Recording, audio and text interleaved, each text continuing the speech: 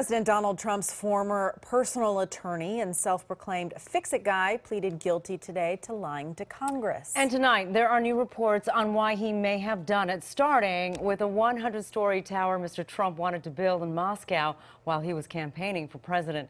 KCAL 9 political reporter Dave Bryant joins us with more. Dave. Yeah, and all this is unfolding as the president is thousands of miles away at the G20 summit. You know he is not a happy camper about this. The New York Times and BuzzFeed tonight both reporting new details on a deal Michael Cohen tried to cut for Mr. Trump during the thick of the campaign.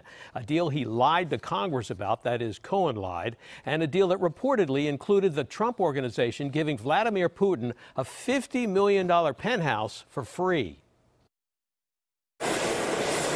Even as the president and first lady arrived in Argentina Thursday night for an important G20 meeting, there were some eye-popping new developments back home in the Russian meddling and collusion investigation. A crowd of cameras and reporters giving chase the ultimate Trump insider, the fixer, Michael Cohen, Donald Trump's former attorney, walked out of a courthouse in New York. Thank you very much. Cohen had just admitted in court that he lied to Congress about his involvement in and the president's knowledge of a proposed Trump real estate deal in Russia, a proposed deal that's making headlines tonight. BuzzFeed reporting that President Trump's company was so eager to build a 100-story Trump Tower in Moscow that it planned to give Vladimir Putin the $50 million penthouse for free.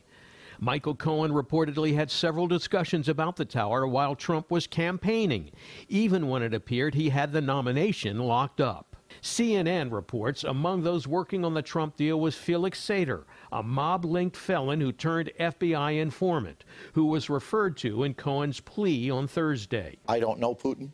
I've never met him.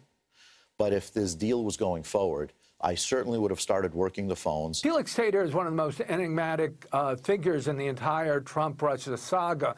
And we know he and his father both allegedly had ties to the Russian mafia going way back. CNN reports Sater was in close communications on the deal with Cohen during the campaign and boasted about his ties to Putin, writing, "Our boy can become president of the USA, and we can engineer it. I will get all of Putin's team to buy in on this. I will manage this process." But by July 2016, with Trump having already secured the Republican presidential nomination and with charges of Russian meddling heating up, the project was abandoned, according to the New York Times. That was a project that wasn't done for a lot of reasons. Number one is that I was really, not that I had to do it, but I was focused on running for president. Cohen told congressional committees in 2017 he stopped working on the Trump Tower Moscow project in January 2016, before Republican caucuses and primaries began. But today he admitted that description was false, and conversations about the deal continued all the way through June 2016. I'm obviously very loyal and very dedicated to Mr. Trump. Cohen was once Mr. Trump's most ardent supporter, but in court today, he said he lied to be consistent with Mr. Trump's messaging and to be loyal to him. President Trump charges that Cohen is telling lies now for a very different reason. Oh, he's lying very simply to get a reduced sentence, okay? What he's trying to do, because he's a weak person and not a very smart person, what he's trying to do is end, and it's very simple. He's got himself a big prison sentence, and he's trying to get a much lesser prison sentence by making up a story. The soon-to-be chairman of the House Intelligence Committee, Burbank Democratic Congressman Adam Schiff, says today's developments could weigh heavily on the ultimate outcome of whether there was collusion. This, I think, only underscores the importance of our bringing Mr. Cohen back before our committee, but also looking into this issue of whether the Russians possess financial leverage over the President of the United States.